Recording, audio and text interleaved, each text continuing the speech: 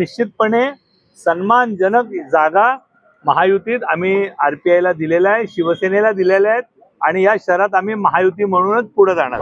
Bharatiya Janata party, Shiv Sena, Mahayuti म्हणून आम्ही 165 जागा जिंकतोय आणि लढतोय।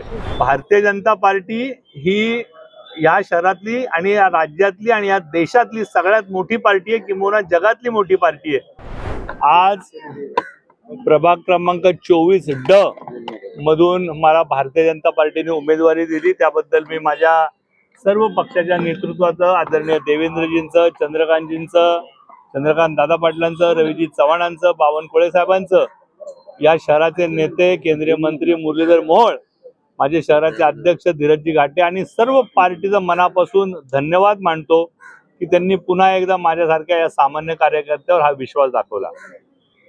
यादी का जाहीर झाली नाही? यादीचं अंतिम काम चालू आहे। आता ज्या प्रदेशात एकूण महाराष्ट्रात 29 महानगरपालिका आहेत, प्रदेशाचे अध्यक्ष या ठिकाणी सगळ्या अंतिम याद्या थोड्याच वेळात प्रसिद्ध करतील। युतीमध्ये आक्रमक झालेली आहे। आरपीआयला जे 9 जागा देण्यात आलेल्या आहेत त्यातले 7 भाजपचे उमेदवार दिले असं त्यांचा आरोप आहे आणि ते पक्ष कार्यालयाबाहेर आंदोलन करतात। आपल्या आरपीआय हा आमचा सहकारी पक्ष आहे, महायुतीतला पक्ष आहे।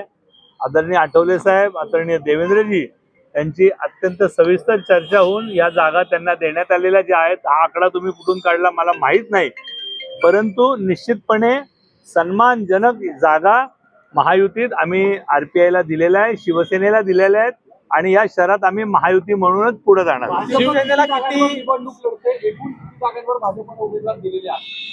भारतीय जनता पार्टी, शिवसेना, महायुती म्हणून आम्ही 165 जागा जिंकतोय आणि लढतोय। शिवसेनेला किती जागा दिल्या त्यामध्ये?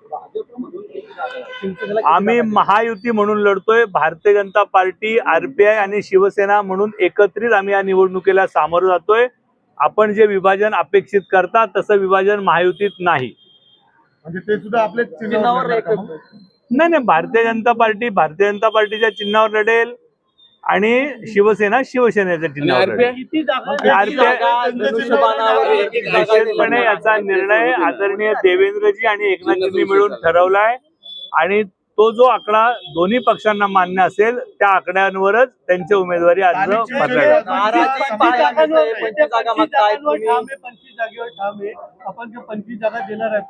आपण ह्या महायुतीचा अंतिम जो तोडगा आहे हा आदरणीय एकनाथजी शिंदे साहेब, महाराष्ट्राचे उपमुख्यमंत्री, माजी मुख्यमंत्री आणि या महाराष्ट्राचे मुख्यमंत्री आदरणीय देवेंद्रजी मिळून ठरवतील। तो आकडा आम्हा सर्व कार्यकर्त्यांना मान्य असेल। अनेक उमेदवार नाराजी व्यक्त करतात, सोशल मीडियावर नाराजी दिसते। 2300 जणांच्या आपण मुलाखती घेतल्या, फक्त 165 जणांना तुम्ही आता उमेदवारी देऊ शकणार आहात, तर बाकीच्या नाराज असलेल्या लोकांचं कसं काय गणित बसवणार आहात? भारतीय जनता पार्टी ही या शहरातली आणि या राज्यातली आणि या देशातली सगळ्यात मोठी पार्टी आहे, किंवा जगातली मोठी पार्टी आहे।